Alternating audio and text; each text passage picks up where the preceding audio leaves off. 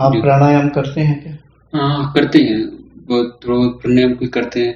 अब जिस तरह से समय में समय पे रहते हैं। नहीं, अब मैं जितना जी। पूछ रहा हूँ, प्राणायाम कितना करते हैं? अम, एक दिन में कितना करते हैं? एक दिन में एग्जैक्टली कभी 15 मिनट भी हो, कभी आधा घंटा भी हो गया, और कभी टाइम जब मिला तो 1 घंटा भी कर लेते हैं टाइम पे। लगातार?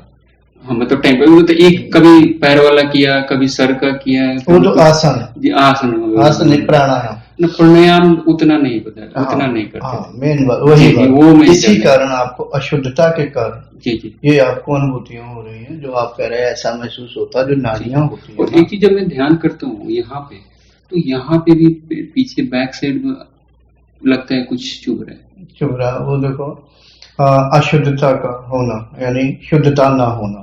जी आप जब कठोर प्राणायाम करेंगे जी। तो ये सारी चीजें पहले तो और दर्द पैदा करेंगे। पहले तो मेरे सर में बहुत ज्यादा दर्द था, हाँ, तो लेकिन धीरे धीरे धीरे धीरे कम हो धीरे गया। धीरे शुद्धता आने पर ठीक हो जाता है। जी उसका कारण ये है कि जो अभ्यासी लोग होते हैं, साधक लोग, शुरुआत में साधना करते हैं, थोड़ी बहुत होने लगती है, जी अशुद्धता के कारण ये विभिन्न प्रकार की परेशानियां आ जाती हैं, नाड़ियां बंद होती हैं, अवरोध होती हैं, तमोगुण होता है। जी और आप बता ही चुके कि आपका भोजन पहले, कुछ साल पहले, जी जी और जी थोड़ा जिसे क्या कहना चाहिए, अध्यात्म दृष्टि जी, से बिल्कुल। अभक्ष, अभक्ष मुझको। बस बस ठीक है, अभक्ष भोजन करते हैं, तो वो आपको परेशान करेगा।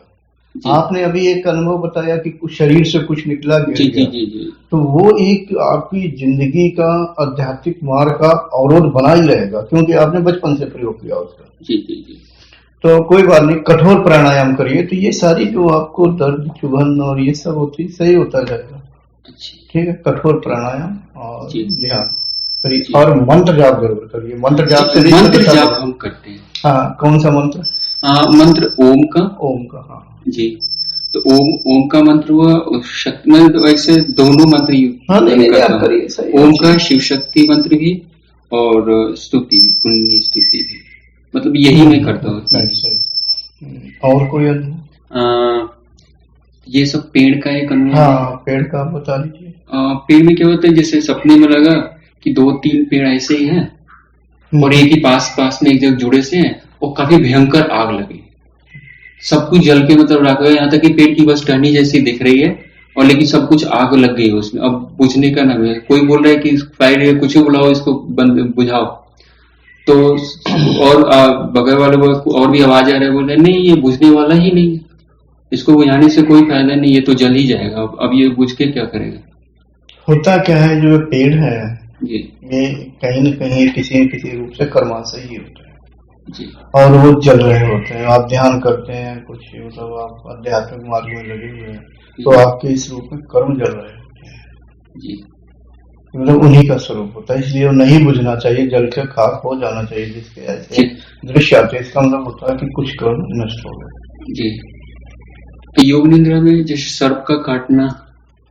हाँ, आपने कहा, मैंने तो अभी जाना नहीं है। आप जब ध्यान करते हैं, मूलाधार में आप कुछ बता रहे थे जी कि, जी तो ऐसा हो सकता है, आपने कहा स्वादिष्टांग में, तो आप कहते हैं कि मूलाधार में कुछ ऊपर चढ़ रहा है, हाँ, गरम गरम सा। वो जैसा होता है वैसे, कभी ऊपर जाता है फिर नीचे आएगा। अब जब मैं कहाँ तक, आने मूलाधार से कहाँ तक जाता है? हमारा यहाँ तक आता था, धीरे धीरे ऊपर तक आता था, यहाँ तक। हाँ, यहाँ तक, यहाँ गर्दन तक। तक। अभी मैंने योग यहाँ पे जब आया तो छोड़ दिया, तो अभी पूरा ऊपर नहीं चढ़ पा रहा है। अच्छा। अभी मतलब थोड़ा बहुत इधर आ रहा है, फिर मतलब उतना सुने, लेकिन क्योंकि मैं जब से आया हूँ करीब 1 मिनट अभी होने हुआ, तो मैं योग भी नहीं कर पा रहा हूँ ठीक से, ध्यान भी नहीं कर पा रहा हूँ।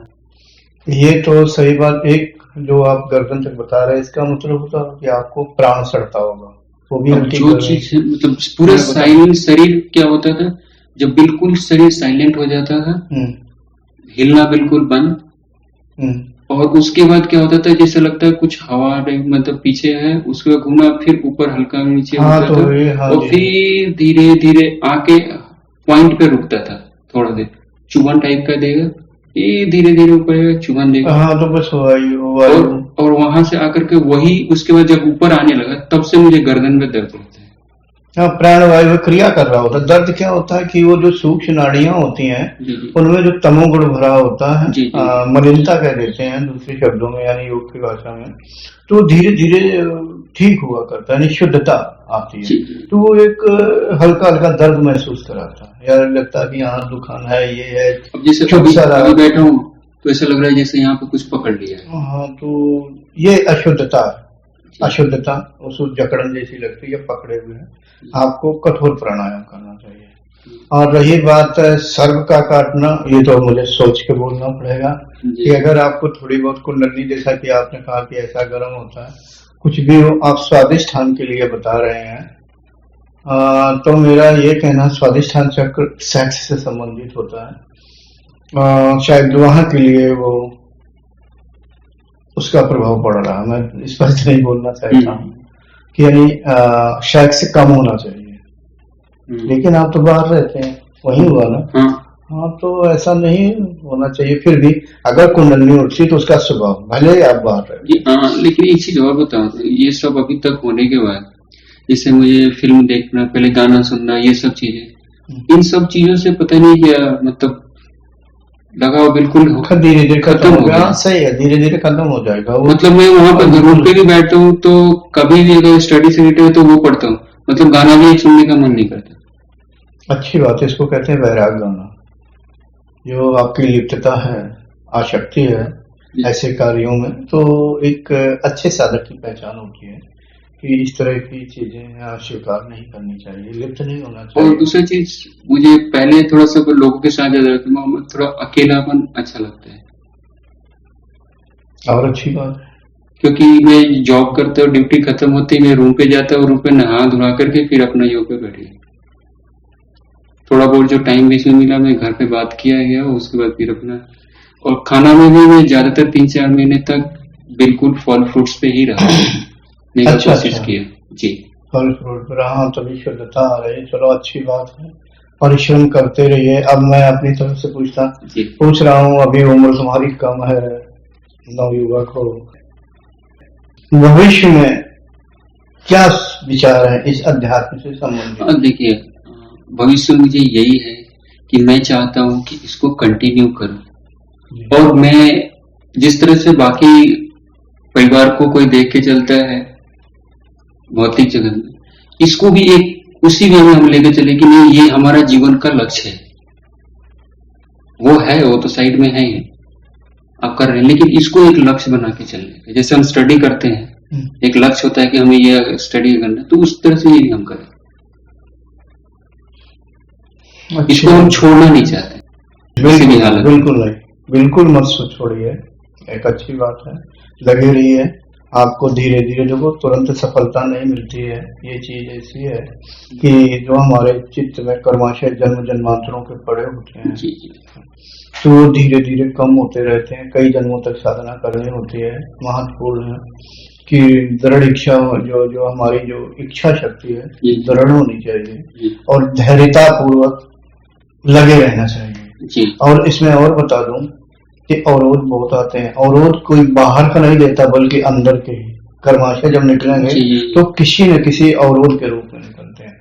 तो उनके लिए विवेक, यानी विवेक क्या कहना चाहिए, बुद्धि का प्रयोग करना चाहिए कि वो चाहे दूसरे के द्वारा आपको किसी भी प्रकार की परेशानी, अपमान, निंदा कुछ भी सुननी पड़ रही है, तो सब कुछ आपका ही कर्म जब निकलेगा तो किसी न किसी तरह का भोग करना पड़ेगा। तो इसलिए ये सब करते हुए कठोर परिश्रम में लगे रहिए। बस एक उस तरह का अगर कुछ होता है तो उसका रिएक्शन नहीं करना है, बस एक्सेप्ट। हाँ, दूसरा कोई निंदा करता है, बिल्कुल आप बिल्कुल सुन लीजिए, बल्कि उसे मन में यही कहिए, प्रभु ये मेरा ही कर्म है, हमारा कर्म ये कम कर रहा है, प्रभु ये बहुत अच्छा आदमी है, जहां भी रहे ये व्यक्ति अच्छी तरह रहे। आशीर्वाद दीजिए मन के अंदर अच्छी, क्यों कि वो आपके कर्म को कम कर रहा है। वो कैसे, मेरा कपड़ा अगर गंदा होगा, मैं जब साबुन रगड़ूंगा तो मैल तो निकलेगा नहीं। अब मैल कहे कि मुझे क्यों भगाया जा रहा है, या कुर्ता कहे कि मेरी अच्छी चीज क्यों दूर हटाई जा रही है, तो जब तक दूर नहीं हटेगा अच्छी चीज का मतलब जो मैला है वो दूर नहीं हटेगी, तो ये स्वच्छता कैसे आएगी? तो स्वच्छता आने के लिए आपको स्वच्छ बना रहा है। Thanks for watching. Remember to like, comment and subscribe.